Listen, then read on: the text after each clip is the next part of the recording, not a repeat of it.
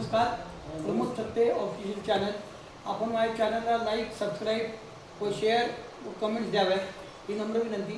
श्री स्वामी समर्थ वृद्धाश्रमातील काही वृद्ध आहेत, त्यांच्या अडचणी आणि ते वृद्धाश्रमामध्ये राहायला का आले आणि त्यांना इथे कशी सेवा मिळते या संदर्भात ते सांगणार आहेत.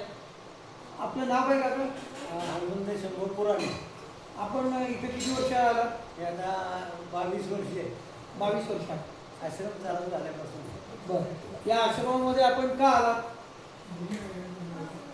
का म्हणजे मी रिटायर झाल्यानंतर म्हटलं आता माझं स्वतःचं वास्तू नाही माझी स्वतःची, तर म्हटलं आता आश्रमच पकडायचा म्हणून मी आलो आश्रमात. पण तुम्हाला फॅमिली वगैरे नाही काही नव्हतं? अच्छा, तुम्ही एकटेच होते. या आश्रमामध्ये तुम्हाला काय काय सोयी मिळतात, सेवा मिळते? सकाळी बरं का, सकाळी आम्ही उठल्यानंतर पहिल्यांदा हळद पाणी मिळतं, हळदीचं पाणी. त्याच्यानंतर थोडं अर्धा तासानं चहा मिळतो. त्याच्यानंतर आमचा जप चालतो. तो जप झाल्यानंतर 9:30 9:30च्या सुमारास नाश्ता असतो. नाश्त्यानंतर आमच्या आंघोळी येणे होतात, प्रत्येकाच्या आंघोळी चालतात. आंघोळी झाल्यानंतर आमचं वाचन असतं देवाचं वाचतं. त्यानंतर दुपारी मग 1च्या सुमार 12:30 1ला जेवण. मग मधल्या वेळेत मग आम्ही रेस्ट घेतो. मग इतर वेळात मग कॅरम खेळा, पत्ते खेळा, पेपर वाचा, हे करतो. इतर गप्पाही माझा बसतो बाहेर बसतो. इथलं जेवण वगैरे चांगलं असतं? जेवण चांगलं असतं. आणि संध्याकाळच्या मग काही वेळेला TV बघतो आम्ही. TV आहे. संध्याकाळी मग रात्री 8 8:30 नंतर सुमारास आम्हाला जेवण असतं. तुम्ही मूळचे कुठले? मी सातारा. सातारा. मग तुमचं कोणी फॅमिलीमध्ये तुम्हाला भेटायला वगैरे येतं का? फॅमिलीमध्ये नाही, म्हणजे नाही ते नाही. मग तुम्ही लग्न नाही केलं, पण तुम्हाला भाऊ वगैरे होते? नाही की कोणी भेटायला वगैरे येत नाही. 22 वर्षात तुम्हाला कोणी? आज तुमचं वय किती?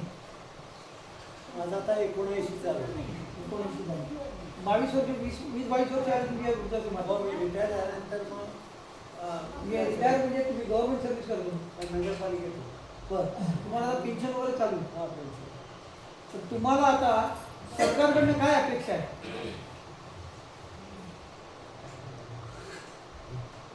सरकारकडनं म्हणजे स्वतःची आश्रमाची वास्तू पाहिजे. बरं, म्हणजे माझं वैयक्तिक मला तिथं राहायला मिळणारच आहे. तर स्वतः म्हणजे सरकारनं वृद्धाश्रमाकरता जागा तरी द्यावी. 2-3 गुंठे म्हणजे लोकांना तिथे व्यवस्थित राहता येईल. हे जे दरेकर चालवतात, हो, हे जे वृद्धाश्रम चालवतात, चालवतात. तर माझ्या बघण्यात तरी असा एक वृद्धाश्रम आहे की हे बऱ्याच लोकांना फ्री ऑफ कॉस्ट पण देतात, हो, पैसे न घेता. तर मग सरकारने यांची सोय काहीतरी करावी किंवा यांना काहीतरी पैशाची मदत वगैरे साहित्याची मदत द्यावी अशी तुमची अपेक्षा आहे. द्यावी सुख आहे.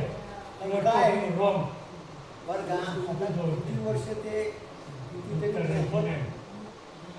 सेवा देत आहेत. कितीतरी वृद्ध आजोबाची दिलेली आहे. मी बघितलेली.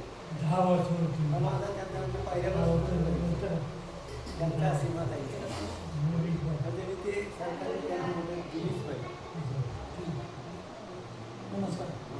आपण माझ्या चॅनलला लाईक, सबस्क्राईब, शेअर व कमेंट द्यावे.